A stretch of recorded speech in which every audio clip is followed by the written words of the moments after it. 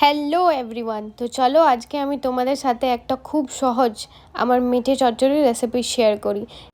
এটা শুধু 30 মিনিটেই রেডি হয়ে যাবে আর খেতে ততটাই সুস্বাদু হবে। তো চলো, কড়াই নিয়ে নিয়েছি। কড়াইয়ের মধ্যে এখানে কিছুটা পরিমাণে সর্ষে তেল, তার মধ্যে দিয়েছি আমরা এখানে গরম মশলা।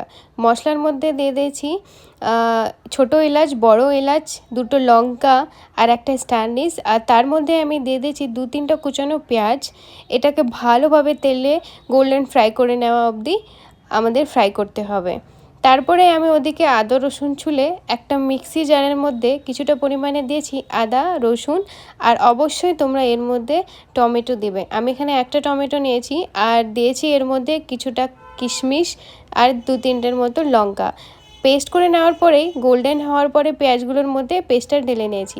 তারপরে এটাকে কিছুক্ষণ ফ্রাই করার পরে এর মধ্যে দিয়ে দিয়েছি গুঁড়ো মশলা। গুঁড়ো মশলার মধ্যে আমি লবণ, হলুদ আর এখানে দিয়েছি কিছুটা জিরে গুঁড়ো, কিছুটা ধনে গুঁড়ো আর এর মধ্যে দিয়েছি লঙ্কা। এটাকে ভালোভাবে নেড়ে ছেড়ে নিতে হবে। এটা তেল ছাড়া অবধি অপেক্ষা করতে হবে। তেল ছেড়ে আসলেই ওদিকে মেটেগুলোকে গরম জলের মধ্যে অবশ্যই তোমরা লেবু দিয়ে কিছুক্ষণের জন্য ভেজে রাখবে, তাহলে দেখবে গন্ধটা একদম চলে গেছে। এটা যখন ফ্রাই করা হয়ে যাবে এর মধ্যে আমরা সম্পূর্ণ মেটেটা এর মধ্যে দিয়ে নেব।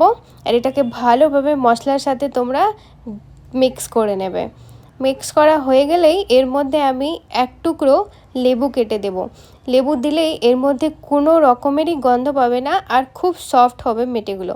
তারপরে এর মধ্যে আমি কিছুটা পরিমাণ গরম জল দিব সেদ্ধ করার জন্য। আর জল শুকিয়ে এলেই এর মধ্যে আমি টক দই দিয়ে নেব। আর দই দেওয়ার পরে 2-4 মিনিট আস্তে আস্তে ফ্রাই করলে আমাদের চচ্চড়ি একদম রেডি হয়ে যাবে। তারপরে ওর উপরে কিছু বেরেস্তা দিয়ে ব্যাস রেডি।